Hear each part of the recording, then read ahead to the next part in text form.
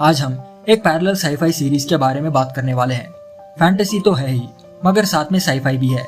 इस सीरीज में कई सारे पैरेलल वर्ल्ड्स होते हैं। पैरेलल वर्ल्ड के लोग इस रियलिटी में आने लगते हैं और इस रियलिटी के लोग पैरेलल वर्ल्ड में जाने लगते हैं। इस सीरीज में डस्ट नाम का एक कॉन्सेप्ट भी होता है जो इस वर्ल्ड को और पैरेलल वर्ल्ड को कनेक्टेड रखता है, जिसके बारे में हम आगे बात करेंगे। साथ ही साथ इस सीरीज में डार्क मैटर के बारे में भी बताया गया है जो यूनिवर्स के हर कोने में एग्जिस्ट करता है, और ये डार्क मैटर क्या कर सकता है वो हमें आगे इस सीरीज में पता चलेगा। सीरीज को शुरू करने से पहले आपको पैरेलल वर्ल्ड के एक नए कॉन्सेप्ट को समझना होगा।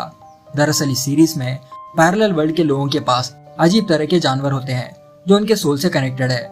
ऐसा समझ लीजिए कि अगर इन जानवरों को कुछ होता है तो उससे कनेक्टेड इंसान को भी नुकसान पहुंचेगा।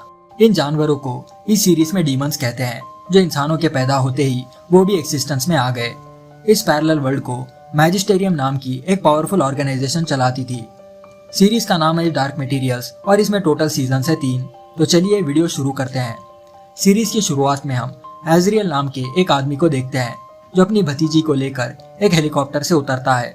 इस छोटी लड़की का नाम लायरा होता है और लायरा ही इस सीरीज की मेन कैरेक्टर है। एजरियल लायरा को जॉर्डन हाई स्कूल के हेडमास्टर कार्ने के हाथों सौंप देता है और कहता है कि नॉर्थर्न डायरेक्शन में एक बड़ी बाढ़ आई है और लायरा के जान को वहाँ खतरा है।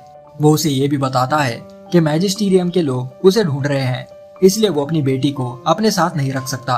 वहाँ से जाने से पहले एजरियल उस हेडमास्टर से कहता है कि वो लायरा का ख्याल रखे। 12 साल के बाद हम लायरा को देखते हैं जो अब थोड़ी बड़ी हो गई थी। वो अपने दोस्त रॉजर के साथ खेल रही होती है जो एक अनाथ बच्चा था। उन दोनों के साथ उनके डीमंस भी होते हैं। वही अगले सीन में हम एजरियल को देखते हैं जो नॉर्थर्न डायरेक्शन के बर्फीले तूफान में कुछ रिकॉर्ड कर रहा होता है। हम यहाँ देख पाते हैं कि उस जगह पर अजीब सी रोशनी चमक रही है। वो जल्दी से उस लाइट्स के फोटो खींच के वापस अपने लैब में चला जाता है। उसके साथ उसकी डीमन भी होती है जो एक फीमेल लेपर्ड थी। अगले ही दिन एजरियल जॉर्डन हाई स्कूल आता है ताकि वो अपने रिसर्च के बारे में वहाँ के लोगों को बता सके। वही लायरा अपने क्लास में होती है, मगर वो अपने टीचर को चकमा देकर अपने अंकल को देखने चली जाती है। वो प्रिंसिपल के कैबिन के बाहर छुपकर प्रिंसिपल पर नजर रखती है ताकि वो जान सके कि एजरियल प्रिंसिपल से मिलने क्यों आए। पर तभी वो देखती है कि स्कूल के प्रिंसिपल कार्ने ने एक ड्रिंक में जहर मिला दिया। जब एजरियल वहां कर उस ड्रिंक को पीने लगता है तो लायरा उसे बचा लेती है, ये कहते हुए कि प्रिंसिपल ने उसके ड्रिंक में जहर मिलाया है। ये देखो लायरा से कहता है कि वो उसके लिए प्रिंसिपल पर नजर रखे ताकि उसे प्रिंसिपल के हर मूवमेंट की खबर रहे। तभी वहां पर स्कूल के अथॉरिटीज आने लगते हैं और ये देख वो लायरा को वहां छुप जाने को बोलता है। वहां पर अब एक मीटिंग होती है और एजरियल सबको बताने लगता है कि वो 12 महीने पहले नॉर्थ साइड में कुछ डिस्कवरीज करने गया था। उसे वहां पर ऑरोरा लाइट्स दिखी जिसमें से डस्ट बाहर आ रहा था।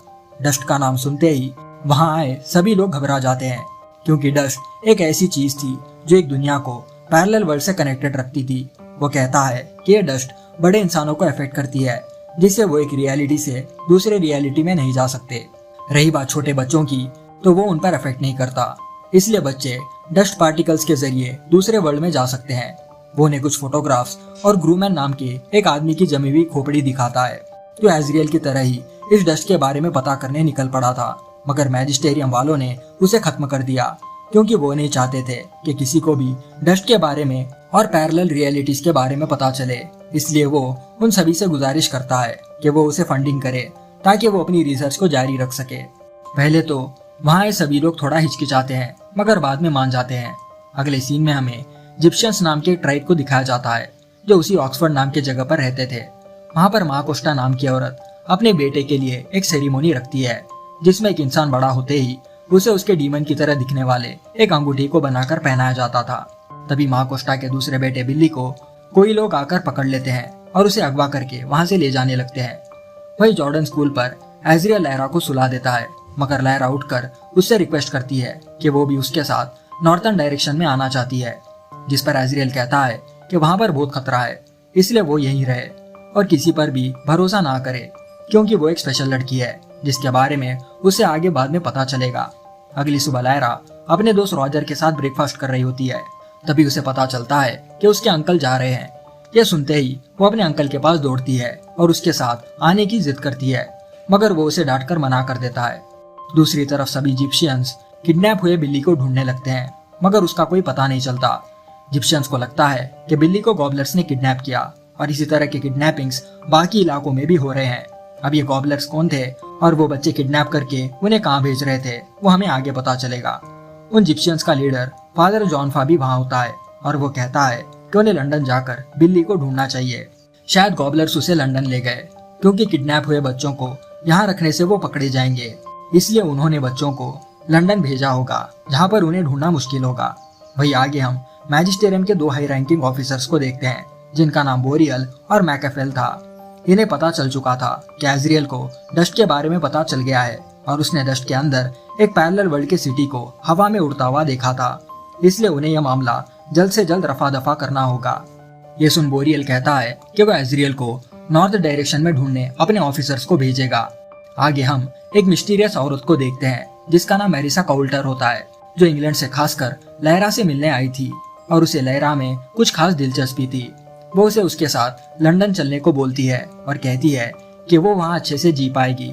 ये सुन लैरा कहती है कि वो अपने दोस्त रॉजर को भी अपने साथ ले जाना चाहती है, जिस पर मैरिसा मान जाती है।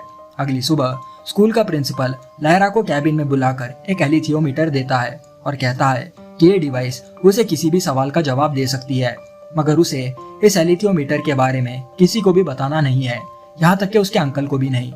ये सुन लैरा प्रिंसिपल की बात मान लेती है। वो आगे रॉजर को अपने साथ लंदन ले जाने का सोचती है, मगर उसे रॉजर कहीं दिखाई नहीं देता।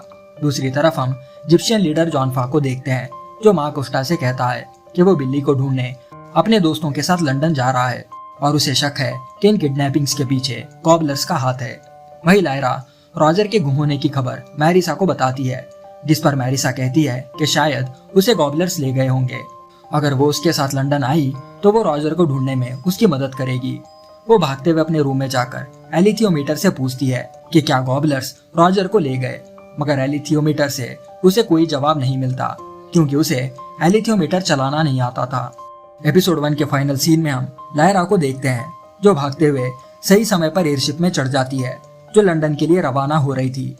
वही हम जिप्शियंस को भी देखते हैं जो समंदर के रास्ते लंदन की ओर निकल चुके थे